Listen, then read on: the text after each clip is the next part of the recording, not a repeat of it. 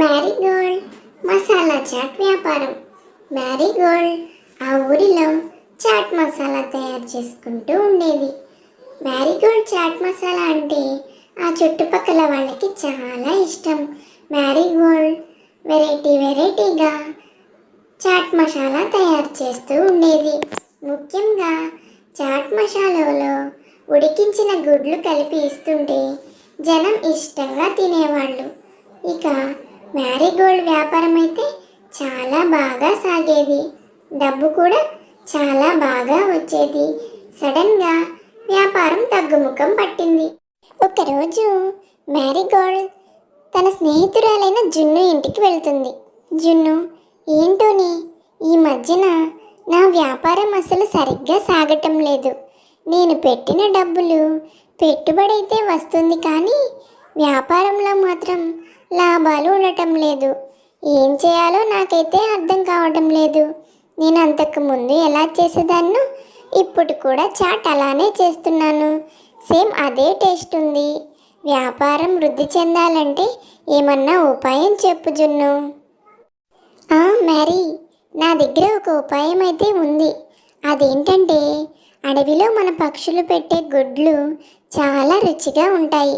నువ్వు రోజు వాడే గుడ్లు కాకుండా అడవిలో పక్షులు పెట్టే గుడ్లను కనుక దొంగలించి తీసుకొని వచ్చి వాటితో వ్యాపారం చేశావంటే నీ చాట్ చాలా ఫేమస్ అవుతుంది. నీకు నువ్వు అనుకున్న దానికన్నా రెండింతలు డబ్బులు వస్తాయి. ఇప్పుడు ఇంతకన్నా వేరే మార్గం ఏమీ లేదు అని మ్యారీగోల్డ్తో చెప్తుంది.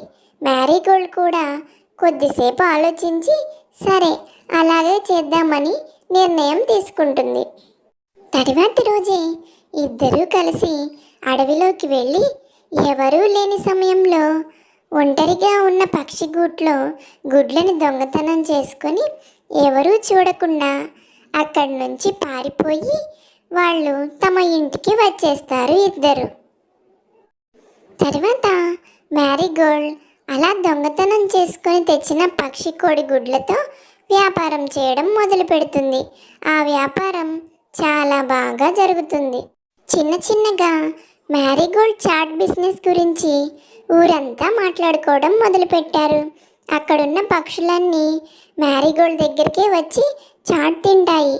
ఏం చేస్తున్నావు మ్యారీగోల్డ్ అక్క? ఈ చాట్ ఇంత టేస్ట్గా ఉంది. ఈ చుట్టుపక్కల ఏ చాట్ బండి దగ్గర కూడా నీ చాటుకున్న టేస్ట్ రావటం లేదు. ఆ స్పెషాలిటీ ఈ గుడ్లదే అనుకుంటా. ఈ గుడ్లు ఎక్కడ తెస్తావని అడుగుతుంది ఒక పిచ్చుక. అవన్నీ నీకెందుకు చెల్లి?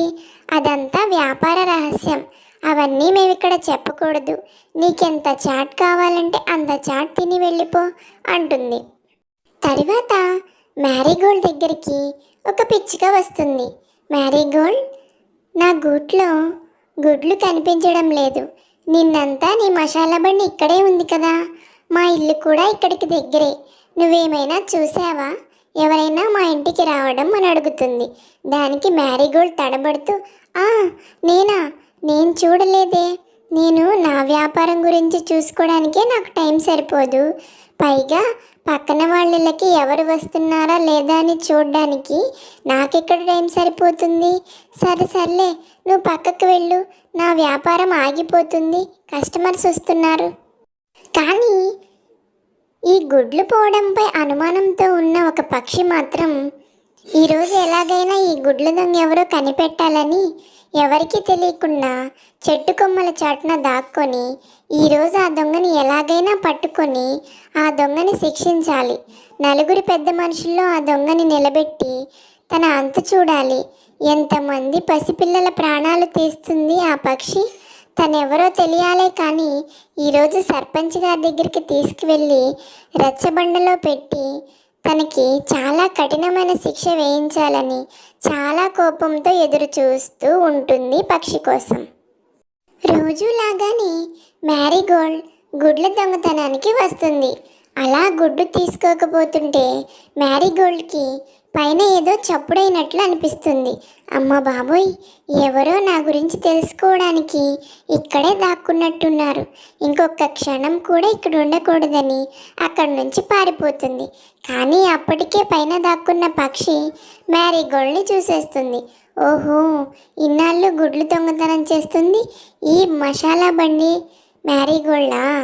తన వ్యాపారం కోసం ఎంతోమంది పిల్లల ప్రాణాలు తీస్తుందా? చెప్తాను దీని సంగతి అనుకుంటుంది. అదే విషయాన్ని రచ్చబండ దగ్గరికి వెళ్ళి ప్రెసిడెంట్ గారి ఇంటి దగ్గర ఉన్న పక్షులందరినీ నిలబెట్టి, ఈ గుడ్ల దొంగ ఎవరో కాదు, మ్యారీగోల్డ్. తన చాట్ మసాలా బండి బిజినెస్ కోసం మన పిల్లల గుడ్లన్నీ తీసుకొని వెళ్ళి వాటితోనే మనకి మసాలా చేయించి ఇస్తుంది. ఇన్ని రోజులు మనం మన పిల్లల్ని ఆహారంగా తీసుకున్నాం. ఎంత మోసం చేసింది! తనకి తగిన శిక్ష వేయాలంటూ అందరూ మాట్లాడుకొని అందరూ ఒకే మాట మీద మ్యారీగోల్డ్ చాట్ మసాలా బండి దగ్గరికి వెళ్ళాలని నిర్ణయించుకొని బండి దగ్గరికి వెళ్తారు అందరూ కలిసి. పక్షులన్నీ కలిసి మ్యారీగోల్డ్ బండి దగ్గరికి వెళ్ళి మ్యారీగోల్డ్తో చాలా గొడవ పడతాయి. నువ్వెంత మోసగత్తవి, నిన్ను చాలా మంచిదానివని నమ్మి నీకు ఇక్కడ బండి పెట్టుకోవడానికి అనుమతి ఇచ్చి నీకొక జీవనోపాధి కలిగిస్తే మా పిల్లలందరి ప్రాణాలే తీస్తావా? నీలాగా ఇంకొక పక్షి చేయకుండా ఉండాలంటే నీకు చాలా కఠినమైన శిక్ష వేయాలి అని తనని పోలీసులకు అప్పచెప్తారు. ఊరి నుంచి కూడా వెలివేస్తారు. ఈ స్టోరీ కనుక మీకు నచ్చితే please like, share and subscribe చేసుకోండి. మరెన్నో వీడియోస్ కోసం please subscribe to Maina bird stories.